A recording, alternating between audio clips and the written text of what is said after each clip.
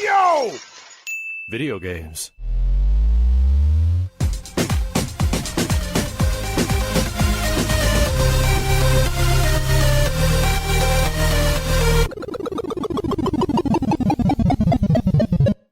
What up, dudes, and welcome back to the YoVideogames podcast. I'm Matt. And I'm Andrew. And once again, thank you to all our generous patrons who've kept us going for 328 episodes. Yeah, if you're interested in becoming a patron at any level, please check out patreon.com/YoVideogamespodcast. Due to the week is FP for short. Thank you, FP. Nice. Thank you, Fraser Park. God, I hope not. So much meth. So much meth up there. Hey, you know, the thing is Fraser Park isn't all meth. It's just mostly meth.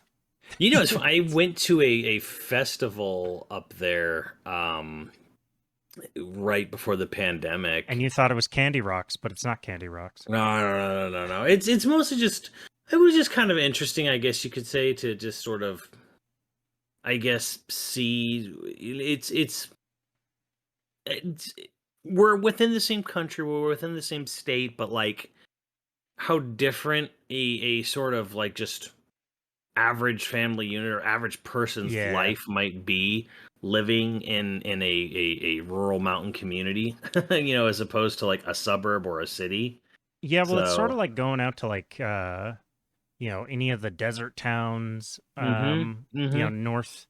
But yeah, there's I think it's weird when especially you get people that have never been to California, much less Southern California or LA, will be like, oh, typical California, all Californians have blue hair and like sucking dick or whatever the fuck. And it's like 80% of California is fucking rural and are, you know, it's basically a red state outside of any of the major metropolitan areas. Yeah, maybe a little more purple now, but like, and a farmer from Kings County will kick any fucking guy's ass, guaranteed. You haven't seen those boys. They're in Iowa, big old rocking shoulders, wrestling cattle and shit. Like tough motherfuckers out there. Yes. Speaking of tough motherfuckers, we're going to talk about our sponsor, Manscaped. I don't know that they're necessarily tough, but they're definitely well groomed. They're tough on your balls. Well, they're gentle. They're gentle on your balls, but tough on your balls, but bad. You know what? We lost the plot. But the point is that you have the rugged. Rugged is the word we want. Tough on hair, gentle on skin. That's what we're going for. You have the rugged and well-built Lawnmower 4.0, which is the sort of like, every time you picture a Manscaped product, that's the thing. That's the most iconic thing. It's not our favorite thing. Our favorite thing is the crop preserver, which is the ball cream, you know, gentle and makes your balls smell wonderful. But which isn't to say we don't appreciate the lawnmower, because the lawnmower is absolutely a vital part of anyone's well-groomed assets, you know, in their stock and portfolio. Yeah, and I mean, like, you know, if you don't have a beard trimmer currently, maybe you got to fuck around and find out. But do the beard first. Don't do the balls first. But you know, another thing is it's warming up here. It was like 87 degrees here today and windy, and I went for a run. And the only reason, one, that I didn't smell like death, I'm sure, but also that I didn't get a rash my first time running in months, is I used the crop preserver. It's become kind of like a go-to. I'm gonna run and suffer through this, because I don't know if the type of gym shorts anyone else wears has like the underwear built in, but I'll wear the underwear built in gym shorts. Kind of like a swimming trunks or board shorts. Yeah, kinda. And when they start to get a little bit older, they start to like rub real bad. And I'm gonna be honest with you, this shit's a lifesaver, as I found out today, because that would have been fucking awful. Like one time I ran and like I was bleeding, and no longer. And I smelled it. It'll go from crusty to like red and sore. You'll be the manliest fucking delicious dude out there. Or, you know, if I don't really know if this scent, I was gonna call it flavor. This scent is like a thing that women flavor would for want. someone. Fair. You know what? If you would like to try out any of these products or the myriad of other products they have things like chapstick. They have things like ear and nose trimmers, which actually are pretty fucking solid. Most of them I hate because they hurt. I don't, or like the buzzing or something freaks me out. But these are very gentle. works really well, but you can use our code, YoVG, all caps, at manscaped.com. You'll get 20% off plus free shipping. And I don't know, you can say cute things to them like, Andrew said you'd make my balls feel nice. Or, Hey man, well, it's spring cleaning, so don't forget yourself in that. yeah, get in there. You wanna get rid of some of that shit, or get your game on point before it gets all hot and sweaty out. You know? Turn the winter bear into a summer bear. Okay. So we got another dude suggested topic today that we both found real interested. People are hitting us with like real fun evergreen topics, and so far we're on a two topic streak where we couldn't stop talking about the topic suggested to us. This one comes from our dude Miles. Now Miles has, I think, been a listener since the very beginning. I believe so, yes. And so he's probably heard us talk about something similar, but he suggested we should talk about like the evolution of like different genres in gaming. The example he used in his suggestion was like SRPGs. You know, they've kind of been like very niche and small, and they're making sort of a big resurgence, although still niche. But like the genre's doing well, and it's changed, right? The sci-fi, or historical, or it used to be most of those used to be fucking, fantasy. Yeah, and I mean, and there's still a lot. Most of them are, like a lot of them are, but a lot of them I think this month was kind of like, I don't know if it was eye opening, but it was nice to see. So Square launched Triangle Strategy this month on the Switch, and it's just a straight up, Final Fantasy Tactics style tactics ogre style tactics game, right? And it sold 800,000 copies in a week, which is really, really, really good. Like, it's good for any game, honestly. Unless like a GTA or Call of Duty, obviously, but let's not get into that. But anyways, that's really good for 3 weeks. It's probably going to hit 1 million by the end of the month or something like that, which is pretty incredible. It's probably is definitely a success story for Square because they released 4 games this month, and 2 of them are kind of getting shat on, rightfully so. For being full-priced games with battle passes and microtransactions, but this is not one of them. Triangle Strategy is not. The interesting about Triangle Strategy is that it's just an honest-to-God strategy RPG where, like, you have 3 warring nations, and then you have multiple endings, and you have multiple outcomes, and then you get a lot of, like, the big point of the game is weighing and judging choices and who you're going to make alliances with and who you're going to side with. And it's very good. I play, like, they have, and here's the thing that I think really helped the game, because they had a really early demo like last year. Yeah. And then about a month before the game out, they had a giant demo that covered the first 3 chapters of the game and let you save and carry the save over into the final game.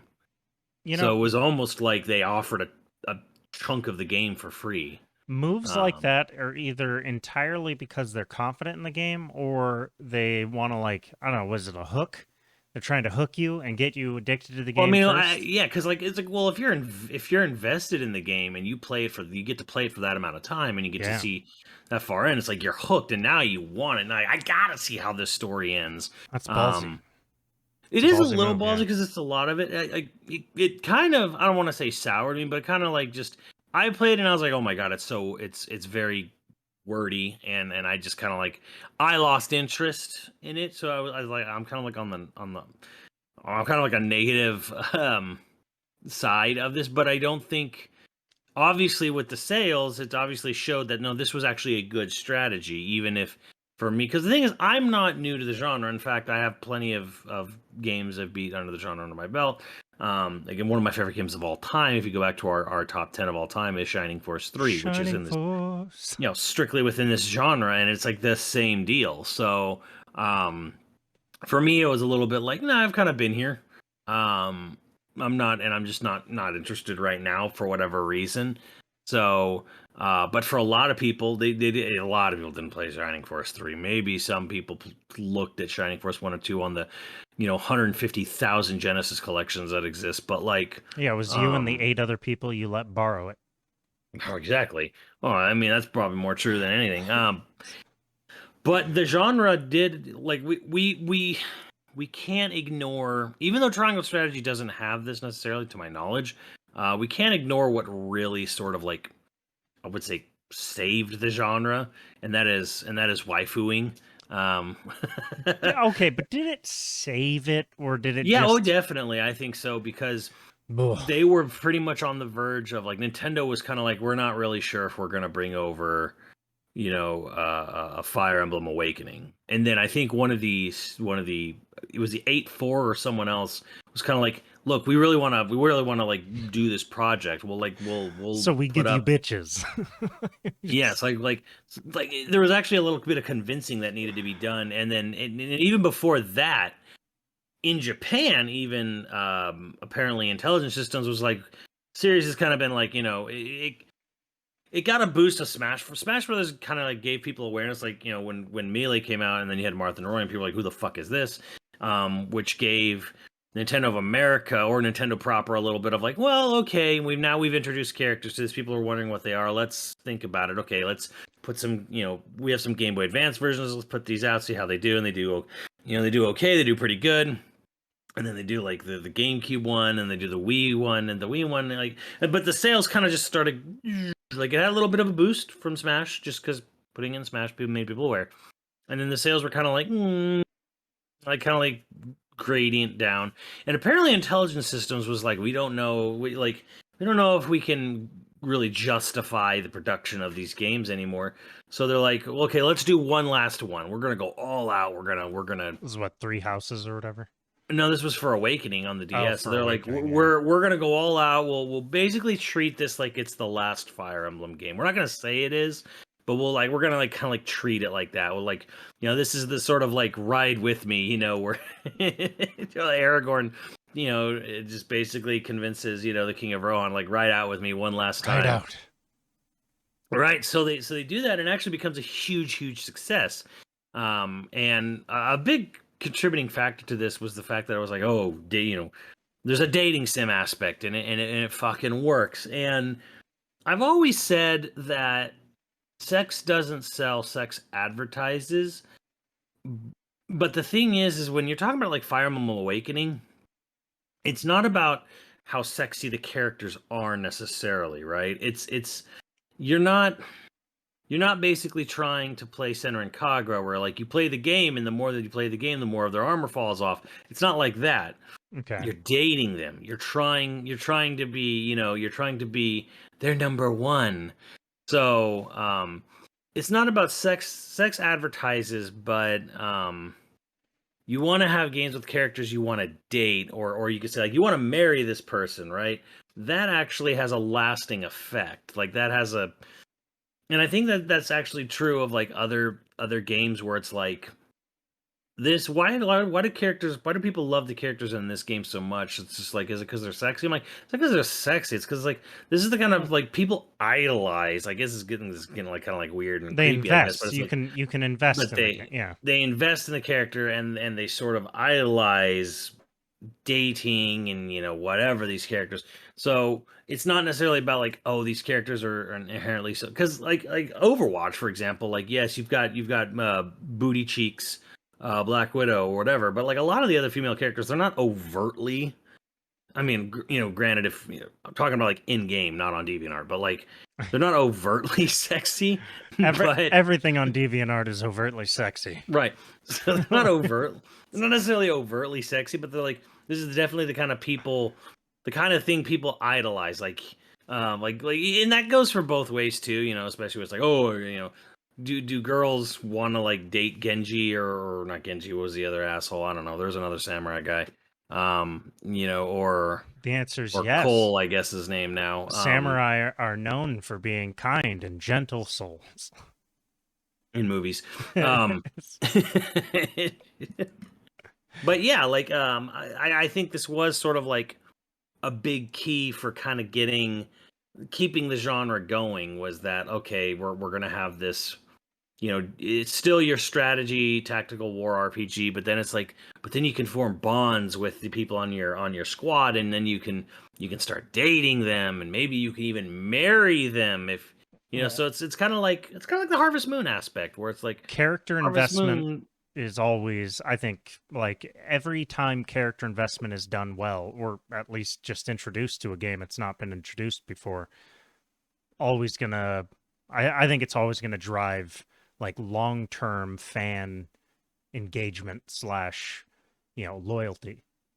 The more Yeah. invested someone gets in your character, the more likely they are to continue to buy those games.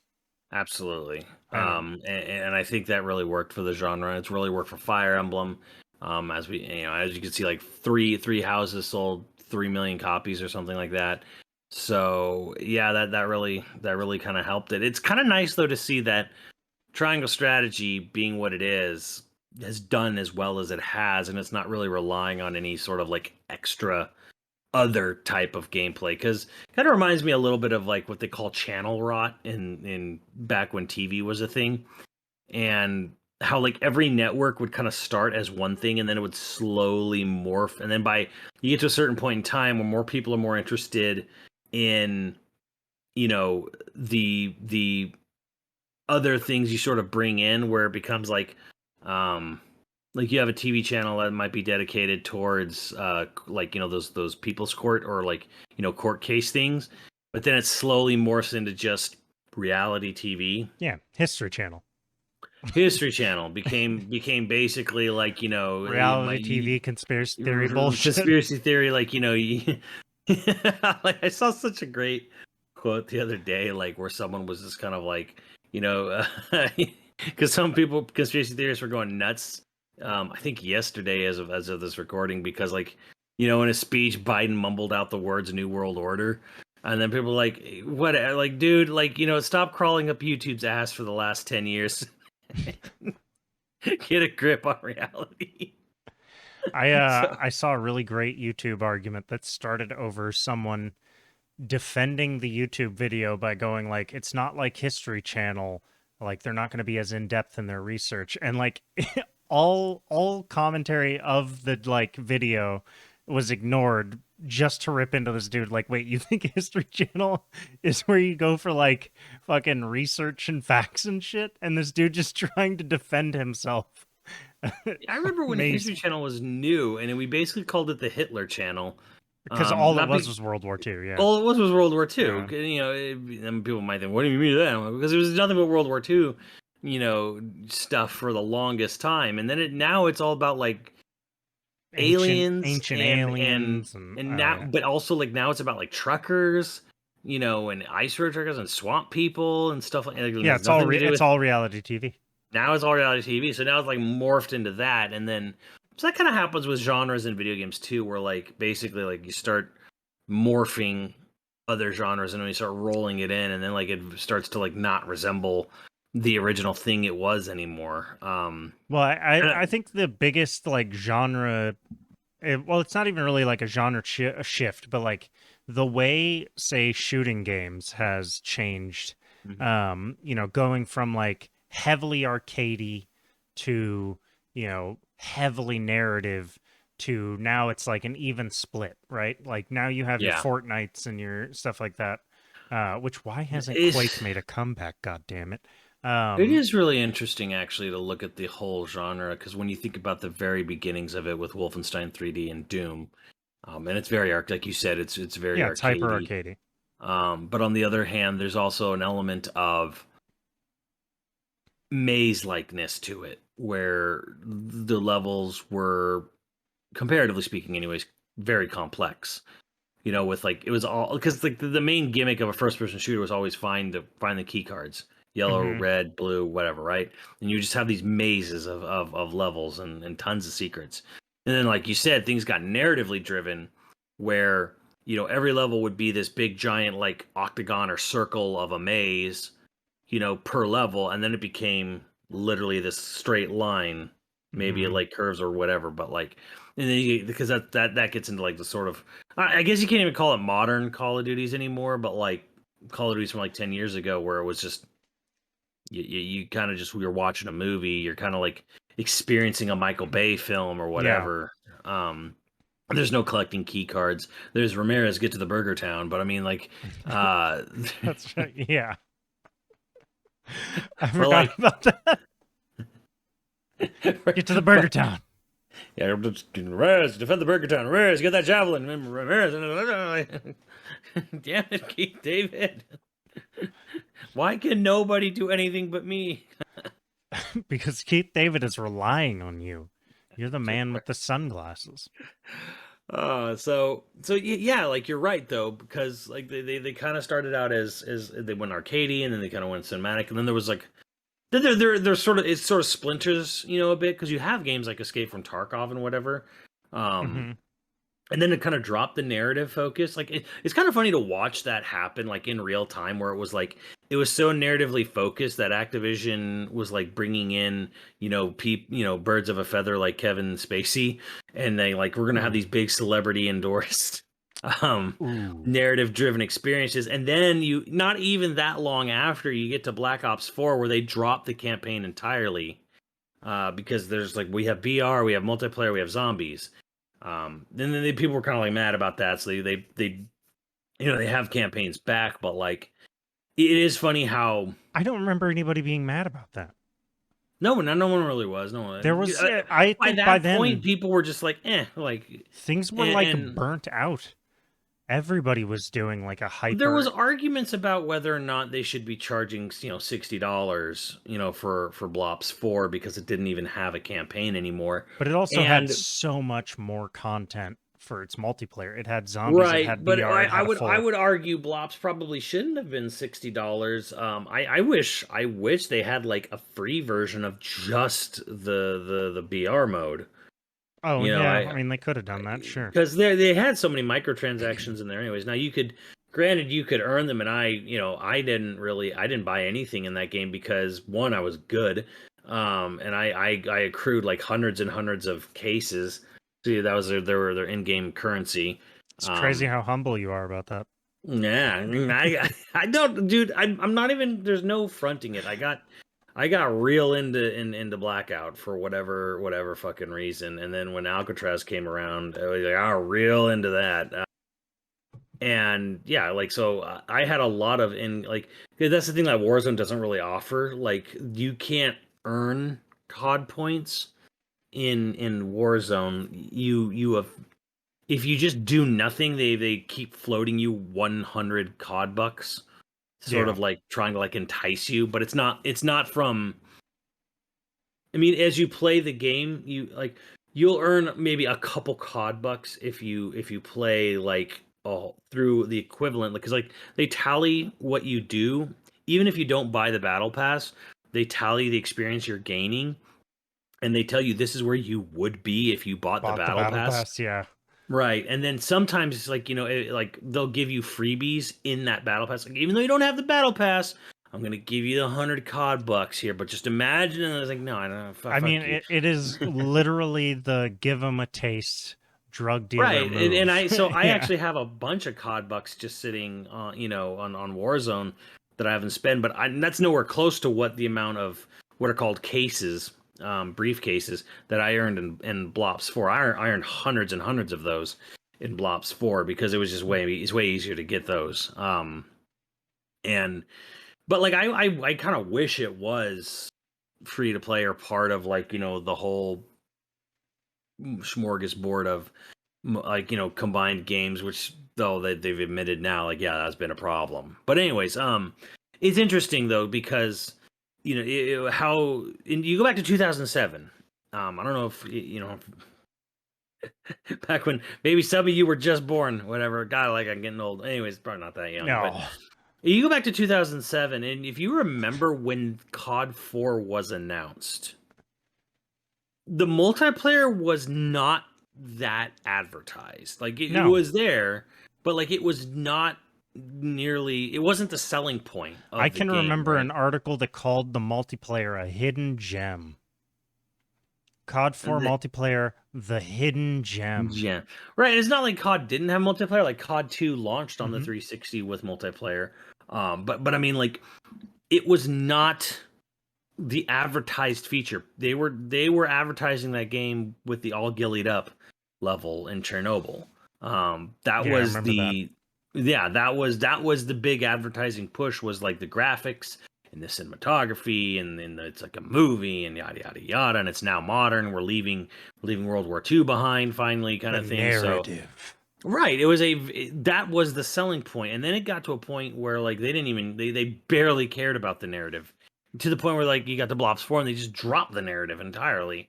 And now there's, like you were saying, though, now there's kind of like an even split. It kind of like Yeah, it, you get your hyper narrative games that might have a multiplayer too. You know, mhm. your shooters. That's like your latest Modern Warfare has the separate. It has a multiplayer, but really, like, you know, Warzone was the multiplayer everyone was waiting for, and that's separate from the narrative game where the narrative was the focus of it. You Mhm. know, I think actually the perfect game series to exemplify the way that genre um has shifted is the 007 games, you know, Mhm. from GoldenEye onward. Look at how there was this, like, GoldenEye had a loose narrative, but really it was like, you know, here's the level, here's your gun, get to the end. You know, and you do that, but there was a loose narrative. Uh Yeah. and then you look at how it grew into like like big blockbuster esque, you know, games, and then Yeah. now it's back down to, yeah. Watch, I don't even know if they have another one slated ever again. No, When's well, the last one that came out? 007 Legends, which was like just something farted out by Activision before they lost the license. Um, IO Interactive now has the license for Bond games. Yeah, So so interesting because might be making a comeback. well, it's going into hibernation. It's been in hibernation, but like having the Hitman developers, being the ones in charge of the next game is interesting, very interesting, I think. Because who knows, that it could really go either way with them, right? Um, where like GoldenEye was another example of multiplayer was a very, very last minute addition to the development of that game. That's sort of like Yeah, famous. It's actually not even like advertised anywhere really on the box about the multiplayer, yet that was the main selling point of that game, was its multiplayer mode, and it was so last minute that they didn't even bother advertising it yeah, like on the box, really. And it took off. And then so by the time you get to Perfect Dark, which was like, everything, that was a huge step up cinematically, single player, co-op, counter op. And then they also had a shit ton of stuff, built into the multiplayer, where that was more heavily, at that point it's like, okay, we've got a crazy narrative driven experience, we've also got a crazy in-depth multiplayer mode.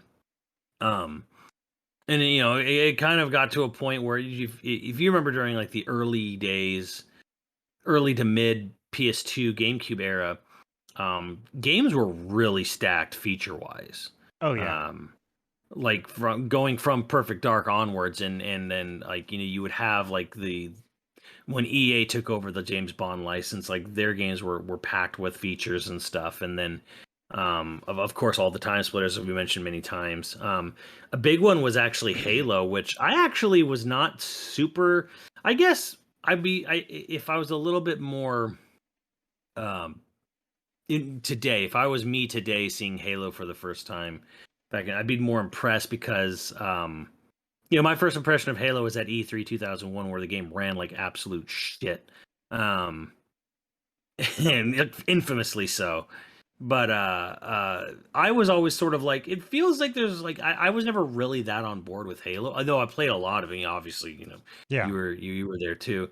But I'd be more impressed with Halo because of how stable and smooth it ran, and how clean it looked for its time. But for me, I always just sat there and said, like, it's missing so many X number of features from Perfect Dark. But that didn't really matter because Halo was fun to play. Yeah. It's a really good case study of like, okay, yes, it doesn't have anywhere close to the amount of modes and options that Perfect Dark did, but it's really fun to play either way. Well, it's amazing how So that one aspect still is the most important thing. You it know, is like and for like some I said, reason, like I look. like, all the stuff that most companies do today seem to be to work around that one thing. Just make me a fun game to play. Yeah, no, because now it's all about how can I goad you out of more money. Um, Yeah, that's business 101. Unfortunately. Well, the nice thing with Game Pass is like it's kind of like it is and it isn't this focus of Halo. It's like the people making Halo can just focus on making Halo. You don't have to worry about micro. I mean, actually, I don't know. Maybe there's a battle pass in Halo Infinite. I don't know. I just know that it's on Game Pass, so it's like you really don't. Yeah, That's just all go taken play care it. of. You just play it as it is. I don't know. That's probably. I'm not really qualified to talk about it like with Halo Infinite's, you know, state, State of the Union or whatever, Yeah. for that. But no, like I think you make a really good point about how sort of like the first person genre has sort of like it's like waves or something, or like a river, the way it kind of like bends and flows, ebbs and flows, kind of back and forth between what is the most desired part of the genre, and now because the industry today is so much bigger than it was 20 years ago, let alone 30 years ago. Now there's room for every type of first person shooter. Oh You yeah. can have first person shooter RPGs. You can have very narratively driven experience. You still have your CODs, your narrative driven experiences. And again, like you pointed out, like it's third person, but like the point is like you can have stuff like Fortnite, in Warzone. There's no narrative there, whatever. Who gives a shit? Like people are just playing it just to playing out with their buds, which is what I do now. And I think one of the first games, and I mean like there's probably plenty of games that did it first, but one of the first games that I think where I was like, oh, in terms of just like narrative being the driver rather than like mechanics in a shooter is Hmm. BioShock. Like Yeah. BioShock having that Andrew Ryan, your Yeah, a really good example there. I mean, granted, it's following up System Shock 1 and 2 from the PC, but that's like a cult, yeah, I had that never was like heard of a that cult until hit yeah. versus BioShock, which was like a mainstream hit. Well, one of the things that I always thought was cool about BioShock specifically is there's sections. I mean, it's designed like a horror, Hmm. and then the mechanics are all shooter, and then the story is very RPG. And I think that's something that like it it melds a bunch of shit together that you didn't get again with like your 007, your Golden Eyes and shit like that. Like you didn't really get that as far as I had known. Um, Yeah, you know, yeah. You could argue like it was practically an RPG to earn stuff back when you could earn stuff like in the game without having to like pay pay for money. it. Yeah. But The no, you're golden right. times. But Uh, no, like you're right in that sense where like yeah, like you have stuff like BioShock, which is like a nice melding of genres and whatever, and um, kind of like like I guess switching gears a little bit, like or just like moving to a different genre. One that's interesting to me, sort of, and yeah, I think you'll definitely kind of like you have your own life experiences on this one, and that is like the music rhythm genre, and it still um, exists, and I wouldn't say like it's gone or anything like that because Beat Saber exists and it's doing very well for itself, right? yeah, I've never Um, understood how those games are fun, but that's just well, me. it's kind of interesting because there was this sort of it happened in Japan and then like it found its way over here and then it blew up over here and then both of them kind of like in a Japanese arcade there's a ton of different style rhythm games. Like it used to be like okay, here's DDR Yeah, Dance and Dance then Revolution. and That's then eventually we got Guitar Freaks and Keyboard Mania and Drum Freaks, right? uh-huh. And so there was like a point in time where like there was a whole band set up, and then that kind of happened out here too. DDR came out, and it was kind of like an underground hit, and then slowly but surely, inspired by Guitar Freaks, lo and behold, Guitar Hero was born, and then Guitar Hero got picked up by Activision, and then Activision drove it into the ground. But let's not It's let's gonna come back. You well, know it here's the thing. is. It was like there was a time where like plastic guitars and drum sets and then DJ, Hero and stuff like that. So you had this boom of plastic peripherals when the music genre was like huge, like even in America for a while, and then it died, and then like it just it burnt itself out. And it's funny because there was like an article where someone was interviewing Bobby Kotick about it, and he was like, I had all these great ideas to bring Guitar Hero back. I'm like, sure you did, Bobby. Sure you did. Like, And all of them begin and end with cocaine. cocaine. Don't you want some She's like a real cocaine? rock star. Yeah, So, they're all about the but the lubes, genre man. didn't. Like, you could say the genre popped, but I don't know if it necessarily popped. But like, it definitely had a surge. It had its like moment where it was like kind of like everywhere for a while, and then it kind of like now it kind of exists a lot in sort of the VR space and stuff like that, and people eventually got to the point where it's like I don't really want to spend $100 to buy a plastic guitar that I can't use for fucking anything else. And then even like a really niche, you have stuff like Rocksmith, which uses real guitars. Yeah, and then Which is kind of neat. wasn't there like Rock Band where you had everything? You had your guitar, you had your mic, you had your Well, that's drummer. what happened though, because like you had like the split off from Guitar Hero developers Harmonix, and then they went and made Rock Band, and then Guitar Hero just followed suit. I mean, they put drums and shit, Yeah, drums and someone's got to bass in there as sing. well. Yeah, and a singer and a mic, so they Stop had the it. same shit. Um, so they just did burn themselves out, but like the genre hasn't died. Like it's like again, you go to Japanese arcades and they still exist. Now they have like the really cool dance games where like DDR itself, the up down left right isn't really a thing. Now they have these giant, huge touch pads that you move on, and they're hypnotic to watch, and like so like this whole square footage of a pad is now its own like sensor, and like And you it's don't have to stomp. no, you do a lot. You actually do a lot of sliding and just sort of like grooving and stuff, and it's Huh. fascinating to watch. So that's actually pretty cool. That exists a lot of different types of just weird, just rhythmic button tapping games of sorts or whatever exist in Japanese arcades. So like the music genre didn't really I wouldn't you couldn't say it died at all, but like again, like it's actually doing fairly well for itself with stuff like Beat Saber, in VR and stuff like that. So I remember um growing up, there was the $10 Tuesdays at that arcade by us, mhm. basically in the middle of town. And every Tuesday, there would be like this big group of, I don't know, it was like a cult of people who just stood around the DDR machine and played DDR all night. And they all hung out. My brother was one of them. He would just like, you go play every other game in the fuck, like come back, and it's just a bunch of sweaty people standing around DDR talking about different songs they want to fucking stomp to. Um, Well, you know what I think one of the greatest things about DDR was how it introduced so many people to different styles of music. A lot of people didn't.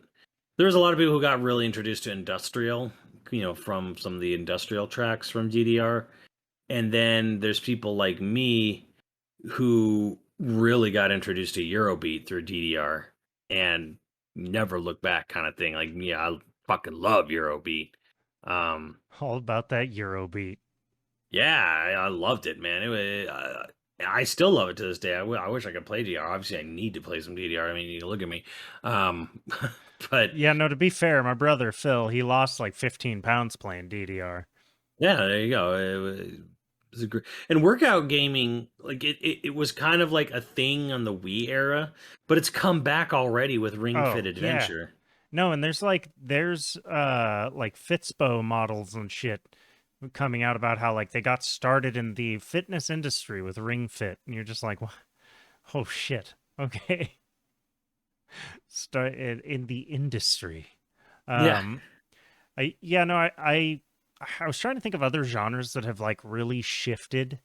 Um, and granted, I don't think this is the entire genre, but something that people often complain about RE4 is that it totally changed Resident Evil. It changed hmm Resident Evil's genre from horror to action.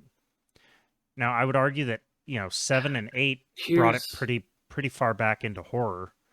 here's the thing that's going to just be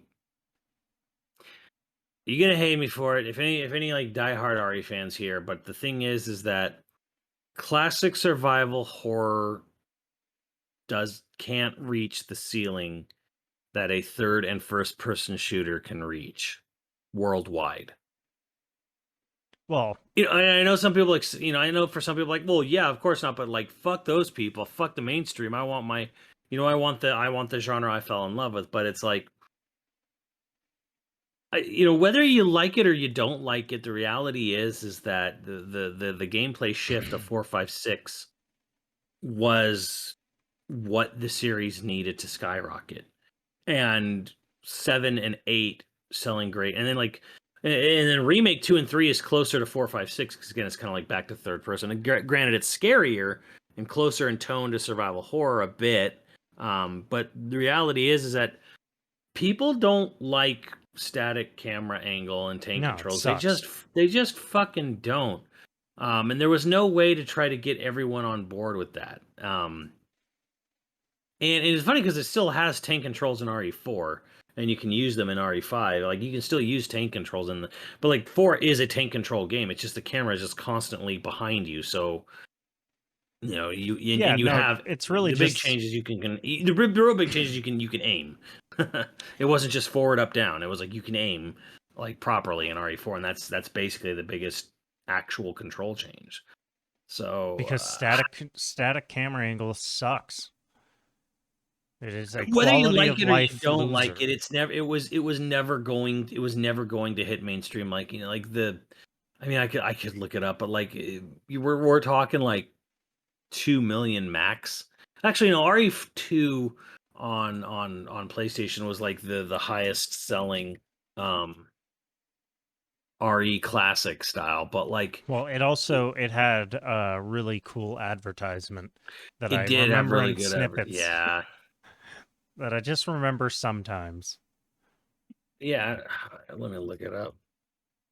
Because But yeah, like didn't they the have?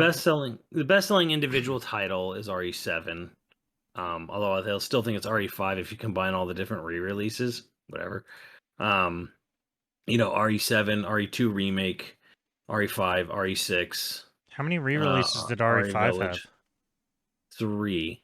Two, Oh, okay. 2 or 3, because they Capcom, for whatever reason, in their infinite wisdom, counts gold and the PS4 version separately.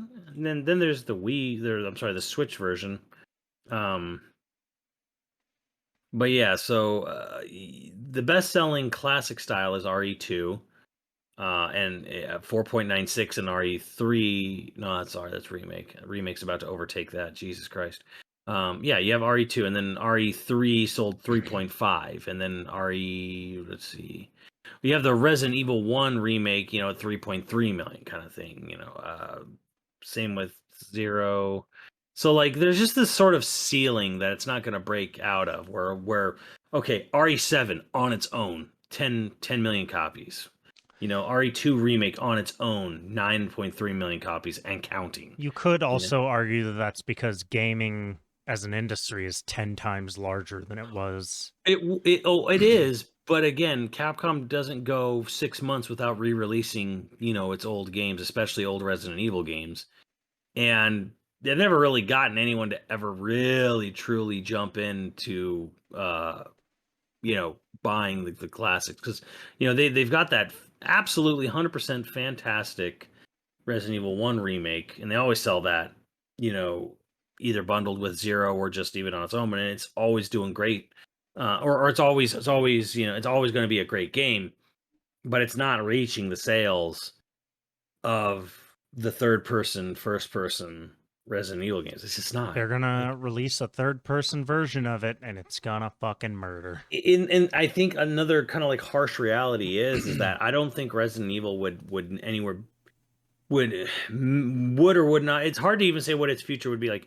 Let's say Capcom stuck to the plot of classic camera angles, tank controls, static camera style games. Let's say they stuck to that like hard.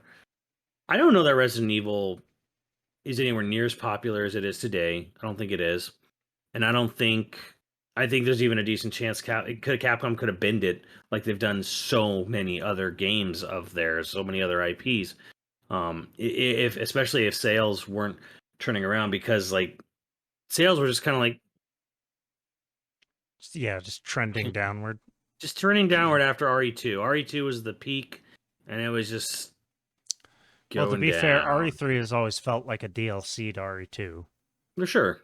The argument was always that it just wasn't enough to stand alone on it as its Right, and own game. Mikami to this day is like, he won't get into why everyone knows why it's Sony threw a fucking legal like threat to them, but like it was never supposed to be RE3. It was supposed to be RE Resident Evil Gaiden side story, Resident Evil side story.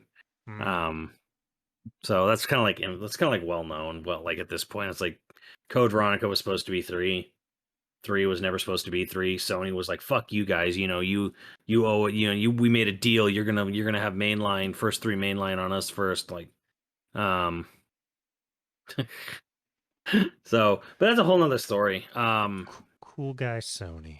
But yeah, yeah, cool guys, Sony. But yeah, the survival horror genre, it definitely kind of exists and it's still going well, but like a lot of it shifted to first person or maybe third person. No one, like, you'll have these very like indie throwbacks that use static camera angles, as again, if you're like a sort of indie throwback developer or whatever, but like mainstream wise, budget wise, you're not going to ever see a major triple A budget style survival horror game with static camera angles and tank controls. It's never going to happen again. And isn't the reason that they used static camera angles and shit was to purposely to save money? Yeah. Well, like Mikami like famously talked about, like, well, like no one at Capcom at the time when the very first game was being made had really had any 3D experience. He's like, I wanted it to be first person from the beginning. Like, he always envisioned Apparently, Resident Evil was always envisioned to be first person. Wow. Or it would go into a first person view when you would aim. He never according to him, like the whole static camera angle and everything, that was a compromise. Huh. Like, it was never what he actually really wanted to do with the series. So there you go. But like the genre survived and thrived when it got out of static camera angles and tank controls. It's not something like diehard Resident Evil fans want to hear, but I'm sorry, it's the fucking truth. The sales don't lie, and that's just kind of it. And the thing is, like, I think you look at RE7, and even RE2 remake, and I think they make a very solid case. Like, okay, like you can still make games scary and moody and atmospheric and all this stuff, and you can do it with decent camera and controls. Yeah, you just have to make Like, the aiming you don't suck. need to make the game annoying to play to be survival horror. Like, survival horror is not. I don't think survival horror is dependent on having an immovable camera and shitty controls. Like, it's a weird argument I see made where people are like, that is part of the scariness. No, I'm not scared when I fidget on the controls. I'm annoyed. Like, whatever, like being in the mood, being like, in that tense situation, and I'm like struggling to run away. I'm like, no, I've immediately lost it because I'm playing a fucking video game, and I'm like, why isn't my character doing what I asked them to do? Like, for me, it's more just like your computer froze. No, I'm not like, I'm not simulates. frozen. It's like the technology isn't fucking working, and when technology doesn't work, that fucking infuriates me. No, it's actually it just simulates the fear reaction that you have in your body, and the designers were geniuses, so they designed it to make it so that you didn't Yeah, operate no. well when you were Yeah, scared. that's the weirdest argument to me, because I'm just like, when a game stops controlling well, then I'm like, I'm not scared by what's happening on screen to my character. I'm pissed off. Yeah. I wonder if there's a game that where the change 100% killed it. Oh, Like, Banjo-Kazooie. yeah, I actually, I guess. They kind of like, okay, platformers are kind of a dying genre. We need to change it up. We're gonna combine Lego and racing, and that's the genre. Like, custom building racing game is the genre. Banjo-Kazooie needs to go. Nope. Yeah, that's right. Yeah, I forgot about that game. God, Yeah, what was that? Fuck, Banjo-Kazooie. nuts and bolts. Nuts and bolts. Yeah, that's right. That's one of the only games I ever sold. Oh yeah. Yeah, like I don't tend to get rid of, especially hard copies. I don't tend to resell copies of games. But it's like that and that shit ass Sub-Zero. Oh, Mythologies. Yeah, I resold that. Fucking Rodney tricking me into buying that. So those are the two games that I resold. I think there's a Well, couple others that I resold, and I at can't. least with Mortal Kombat, it was very much a spin-off. It wasn't like the direction they were pivoting the whole series into. No, God, Banjo no. was like, yeah, like, okay, we're going full bore into this. This is the future. No, it's not. No, it's really not. It's not. No one wants this. No one likes this. And Well, I'll agree with people like Grant Kirkhope and others who said, like, I don't even necessarily think the game was really terrible. it just wasn't a Banjo-Kazooie game that I It wanted. was just, yeah, it was like, we really shouldn't have put this on this franchise. Like, at the end of the day, like, we maybe could have sold this idea, but like, we really should not have done it. We really should not have. You should not have tied it to these characters in this series. Speaking of Mortal Kombat, though, they are one that kind of had a shift in their genre where, like, the newer games are very narratively driven. Yes. Like the gameplay is still fighting gameplay. That's actually a good point, because Mortal Kombat's actually evolved a lot, because you had the first three, and then they went 3D with 4, 5, 6, and 7. Yes. 8's kind of 3D too. MK vs DC. Like, they went like 3D, and then they had like these things where like you would shift between different martial arts styles, or you would pull a weapon out or not pull a weapon out. Every character had a weapon, and they did all that. And then by the time they got to 9, they just went back to straight side scrolling. But like you said, they went very, like, there was always a narrative in Mortal Kombat, but it's an arcade game. It had an arcade narrative. Yeah. And with barest the Deadly minimum Alliance thing. was when like they first started to start up a little bit of, but it wasn't like like what you see now. Now it's Get like to the Burger Town. yeah. Well, now it's like a massive. You're watching a fucking mini series. You're watching, like, I wouldn't even say a movie. I would say you're watching a whole goddamn series now. When you get to a new NetherRealm game, where like the narrative campaign is, she's like this huge, high budget, high quality production thing now, where that wasn't even a fucking thought in people's minds in like the first 4 games. Yeah, and So there's not really another fighting game that I can think of that that has done it, or at least has done it as well as yeah, NetherRealm and Studios. they've tried. There's been some feeble attempts. There's Guilty Gear, which is really weird, where they just don't even have a campaign. They just have this separate movie that they bundle with the game. You just watch the movie?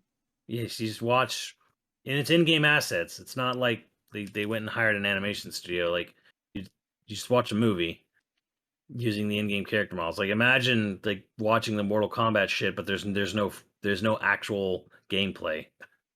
It's just side-scrolling them talking, or they're... Well, no, they differentiate it up. It's like Mortal Kombat a bit, where it's like, okay, you're watching a movie with 3D characters, Okay.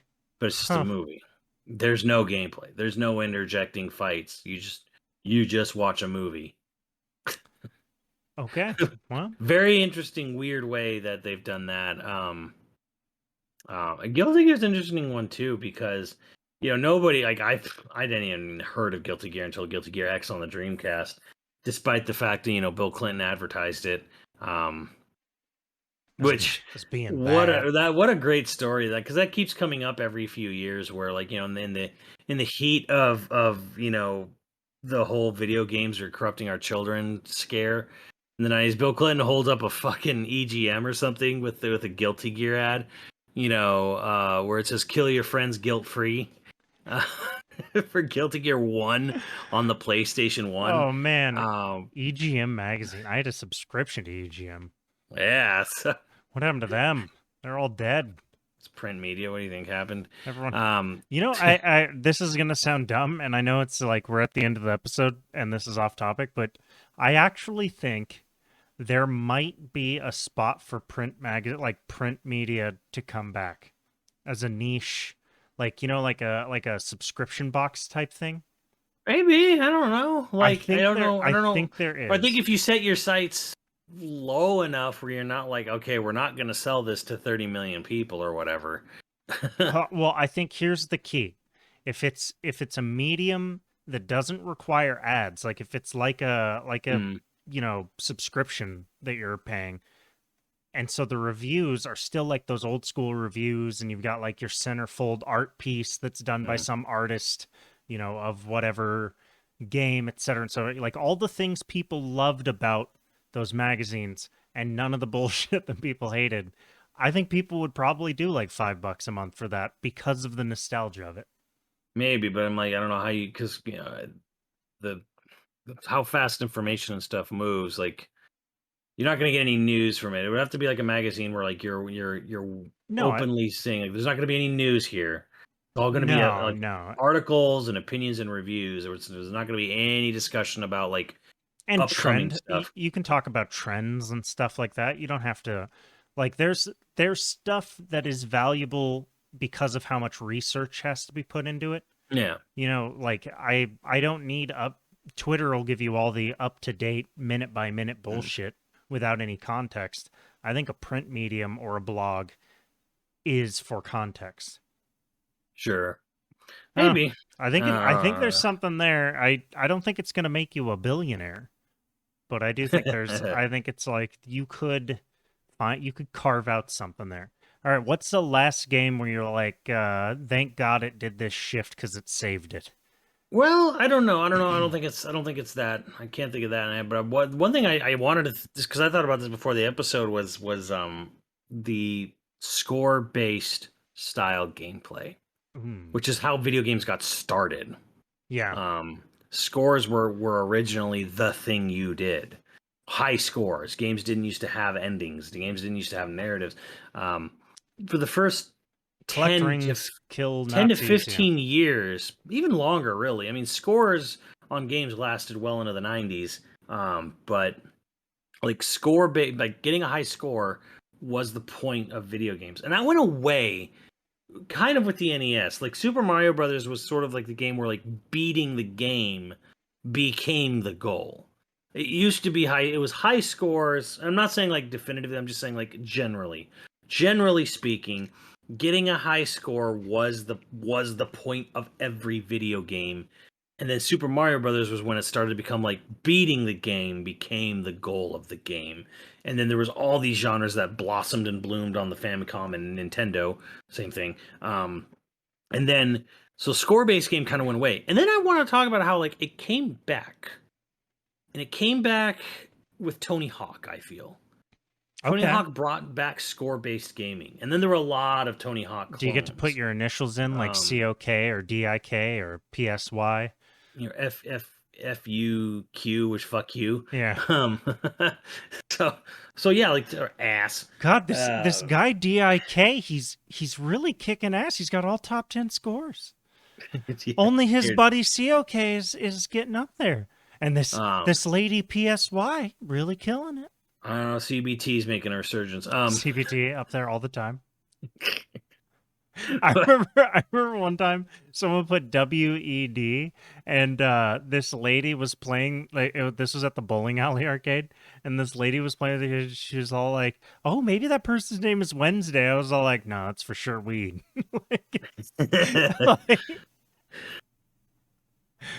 Wednesday, really great. Wednesday, that's it. That's it. Yep. But yeah, like score-based game kind of came back, and then it fizzled out because again, Activision buried it, like just buried it.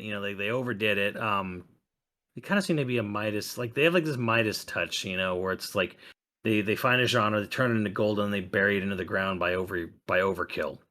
Anyways, they did that with Toys to Life, which it's a golden child. Fuck Toys it to into Life is the a whole ground. nother subject, by the way, of like, hey, here's this sort of genre, and then it died very quickly, and I'm like, yeah, because you all fucking jumped on it and killed it immediately, and it was a scam to begin with. Whatever. But you got some deep feelings about that. But yeah, score-based gaming is really interesting because score-based gaming still exists and it still thrives. Isn't Beat Saber score based? Yeah, kind of, yeah. Well, it's rhythm. It's a rhythm game, so Yeah.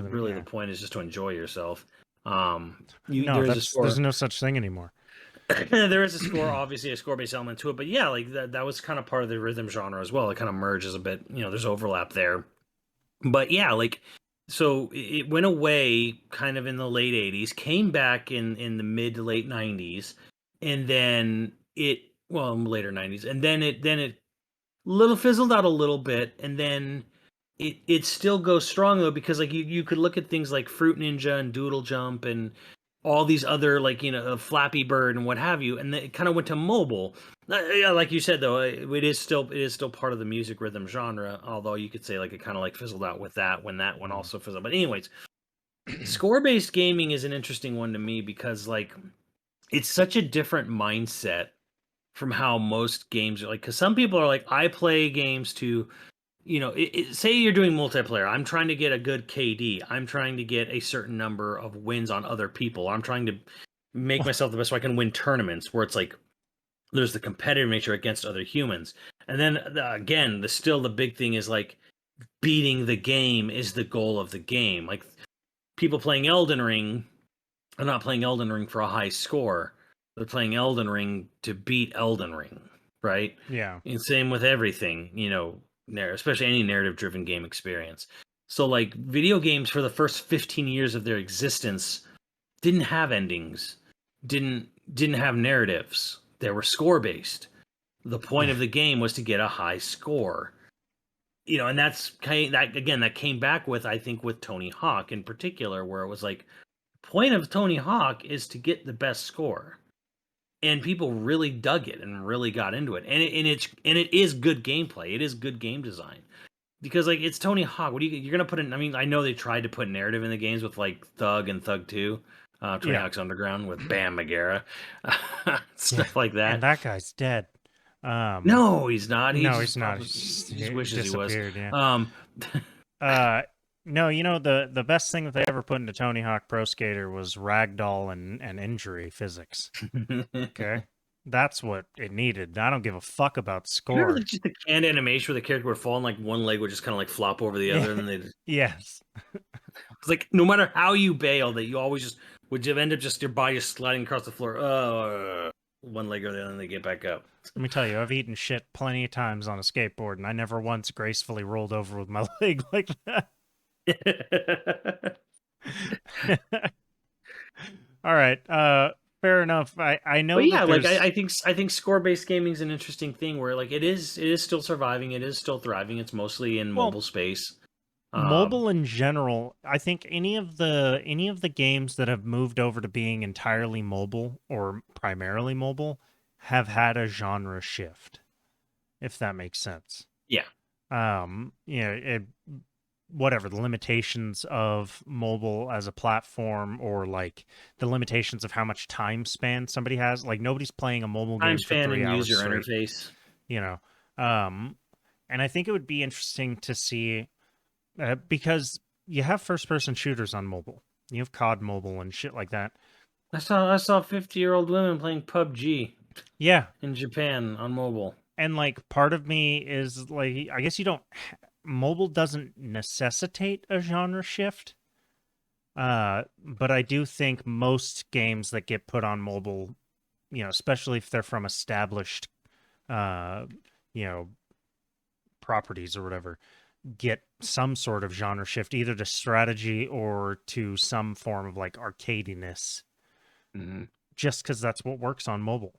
You can do, a few minutes, save, get out, or in a arcadey game, your puzzle bobbles and shit like that, and you just turn it off. Who gives a fuck? I'm sure there's plenty of genres that, like, we could talk about horror, how horror has changed. I'm sure that's had genre shifts.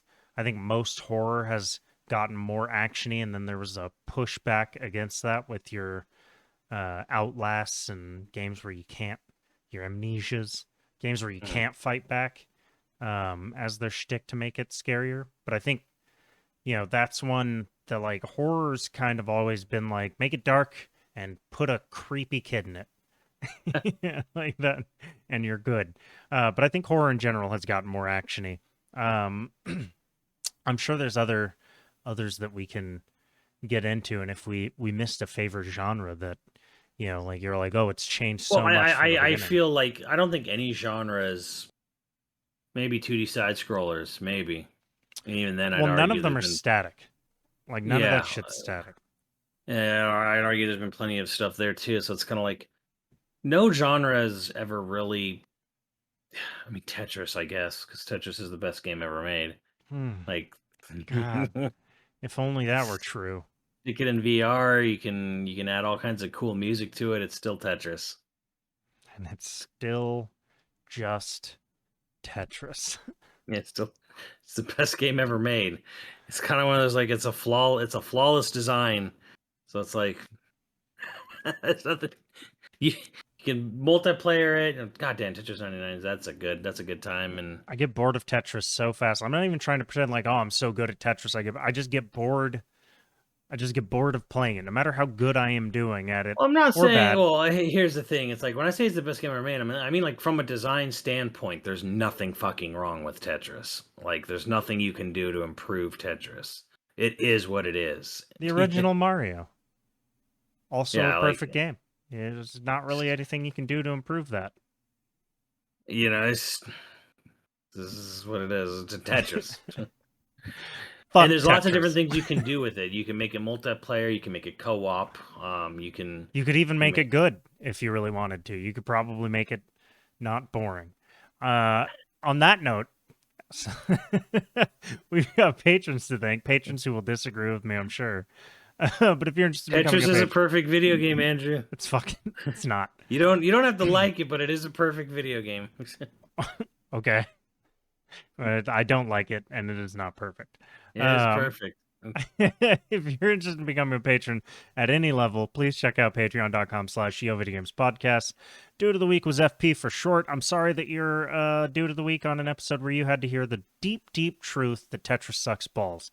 And our producers for this week are The Arnett, Greatest game ever made. Screwnomi, Top 35, HyperViper89, Ziggy Z, Online Persona, and Miles XVS. Thank you, dudes, and we will catch you next time. Later, dudes.